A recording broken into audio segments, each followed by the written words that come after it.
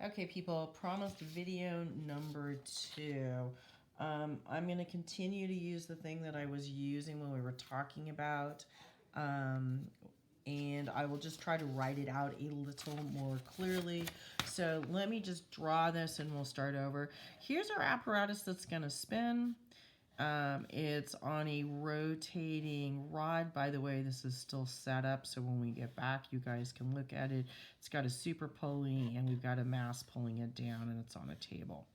Okay, and so what's going to accelerate this baby is the fact that gravity is pulling down on this mass. This mass is a mass of 4m. Becomes important when you're thinking about the fact that this is m and m, because this is how much we're pulling around with it. This would be important and would have been important if we had done it, because you could have figured out the moment of inertia of each one of these pieces and come up with an expected acceleration, and then we could have experimentally determined it and seen what happened. But they're not really gonna give that to you.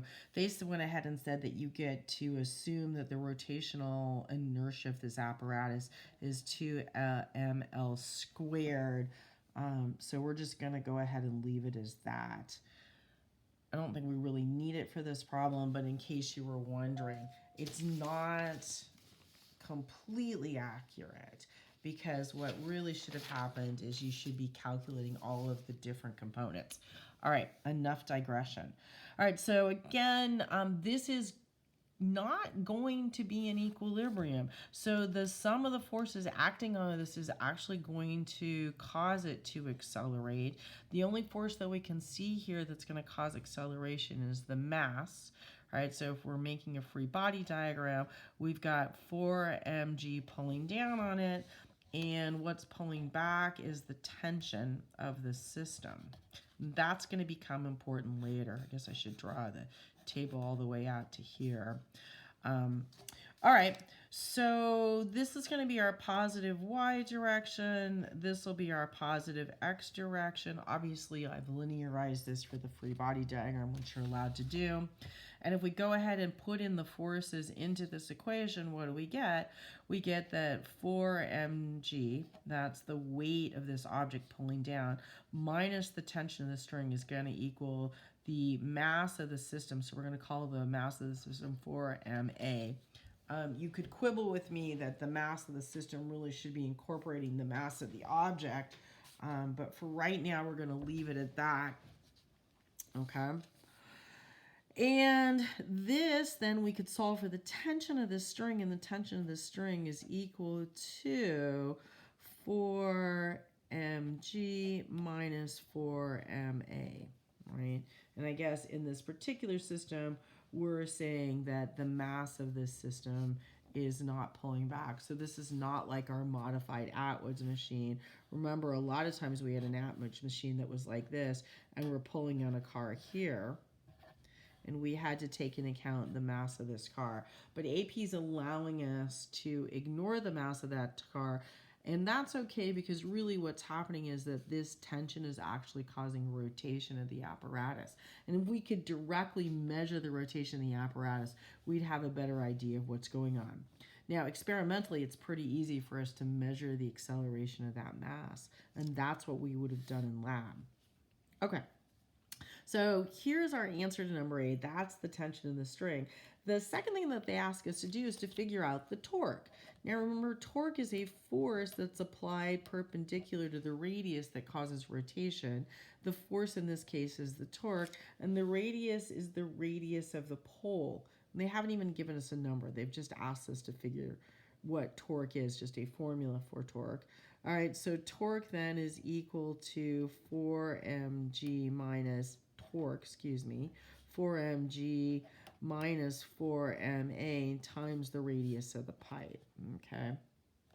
All right, our next question is, let's think about the decrease in gravitational potential energy of the large block, and where it goes is this decrease here. So if it drops from here to here, and we call this distance d, then what we're doing is talking about the change in potential energy and having that be transformed to the translation energy of this block falling, as well as the rotational energy of this apparatus. Because remember, when it starts, it's not moving at all. And the only thing that causes it to move is the mass pulling down. And so I took a quick video of it in the room for you if you want to see what that looks like. Let me just try to get this going. Hold on. All right.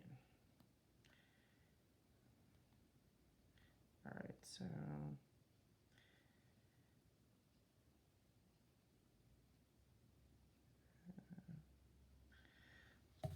all right, so what you have is this apparatus is rotating and it's accelerating until the mass hits the floor. This one has a bigger radius and therefore a bigger moment of inertia, and so it takes longer for it to accelerate.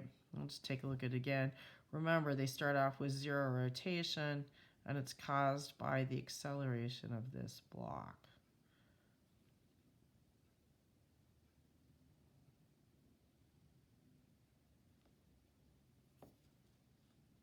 Okay. So this change in energy, this potential energy, is being transformed to the kinetic energy, right? The translative kinetic energy of the motion of this block and the rotational motion of that block. So the question asks you, what's the relationship between this, right? So this is the weight plus the distance. That's the potential energy. And these two items. Well, rotation is only part of it. And so the rotation is going to be less than 4mg times the distance. Okay, now imagine that the pulley, if we actually start thinking about real world and the pulley, the tension of the string, you guys, also has to rotate the pulley. The pulley is rotating and it has its own moment of inertia. So the tension of this string is causing this object to rotate. Some of the energy is going to rotating it, and so the tension of this string is going to be less.